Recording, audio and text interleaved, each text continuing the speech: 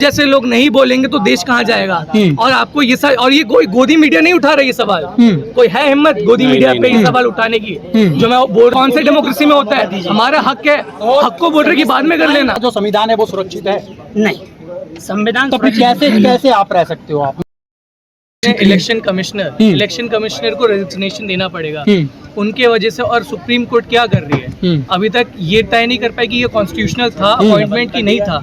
इतना क्यों लटका के रखा है कॉन्स्टिट्यूशनल बेंच को? उसके वजह से पूरा डिसीजन सर इसका दो जने बिल्कुल सरकार के दो जने एक तो वो तो रूलिंग पार्टी को हमेशा सपोर्ट करेंगे। तो फेयर प्ले तो है ही नहीं। जब रेफरी बिका हुआ है देश में तो फिर कहाँ से बनेगा? आप लोगों ने जो भी पॉलिटिकल पार्टी बिल्कुल तो इसके लिए पहले सुप्रीम कोर्ट को तय करना पड़ेगा ना वो क्या कैसे देश चला रही है। सर मैं सुप्रीम कोर्ट सुओ मोटो क्यों नहीं ले रहा कि कॉन्स्टिट्यूशनल बेंच को उनको सबसे पहले इसको देखना चाहिए था। उस पे बेंच बिठा के जजमेंट लानी चाहिए थी। ये 3 साल 4 साल तक लटका के रखा हुआ है। तब तक ये लोग पार्टी बना के तोड़ के इलेक्शन कमीशन के थ्रू बैक चैनल से ये लोग रिग करके जीतेंगे तो फिर कैसे देश बचेगा?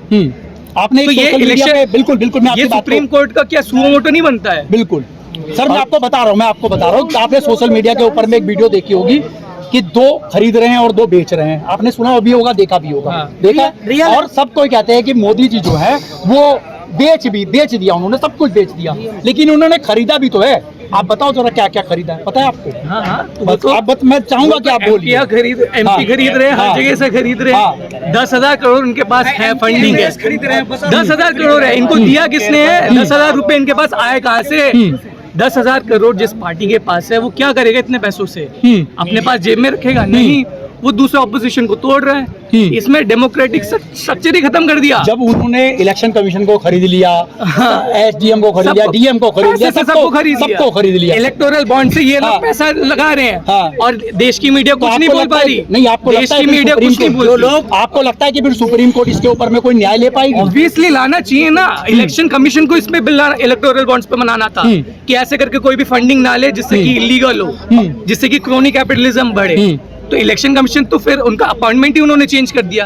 जिसको इसके लिए लॉ बना, हेट स्पीच के लिए सबसे पहला लॉ इलेक्शन कमीशन को बनाना था और ये लोग हेट स्पीच खुद दे रहे। इलेक्शन कमीशन कुछ नहीं कर रही। वो तो दिल्ली में जो अभी इलेक्शंस हुए थे जिसमें केजरीवाल की हारी है, उसमें क्या हुआ था? साफ टीवीज में आए थे कि हेट स्पीच पैसे बांट रहे थे। इलेक्शन कमीशन ने किसी पे कार्रवाई करी? किसी पे नहीं करी।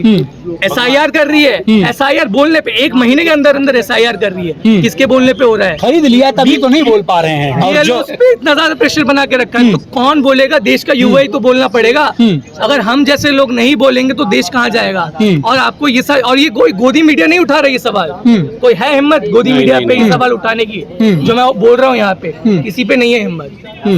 तो कैसे देश बदलेगा? बिल्कुल। आप कुछ जो कोलकाता में जो ईवीएम को जला दिया गया उस पे क्या कुछ कहिएगा?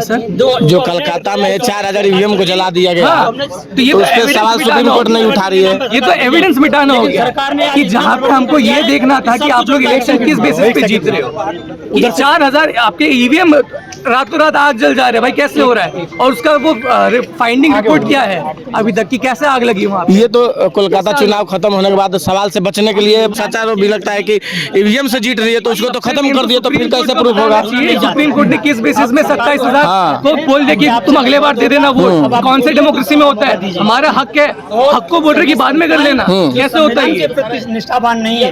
क्या नाम है आपका? कुणाल। सब कुछ फेल होता जा रहा है, कारण यहाँ इकट्ठा होना पड़ा है। और दूसरा, हमें एक हाई कोर्ट ने टिप्पणी की है, यूपी हाई कोर्ट ने, कि जो कर्मचारी है या यूपी पुलिस है, ये पुलिस है कहीं की भी है, संविधान के प्रति निष्ठावान नहीं है। तो हम संविधान की वजह से, संविधान की पत्र जो बैठे हैं आदमी, उनकी वजह से हम यहाँ इकट्ठे हुए हैं और उन्हें हम ये चीज बता देना चाहते हैं कि संविधान के प्रति निष्ठावान रहें, जिसमें ना हमें आपत्ति होनी चाहिए न उनको आपत्ति। आपको लगता है कि हमारा जो संविधान है वो सुरक्षित है? नहीं, संविधान तो फिर कैसे आप रह सकते हो? आप, मेरा तो सवाल अब ये भी है। लोग यूनिटी के साथ जुड़ेंगे। आप इधर आ जाइए। लोग यूनिटी के साथ सभी साथियों से निवेदन है कि सरकार वहाँ पीछे चाय का बंदोबस्त है, नाश्ता है, तो अगर सभी ये लोग संविधान की अगर चाय और बात करी नाश्ता जाती तो अब करने तक तो इस्तीफा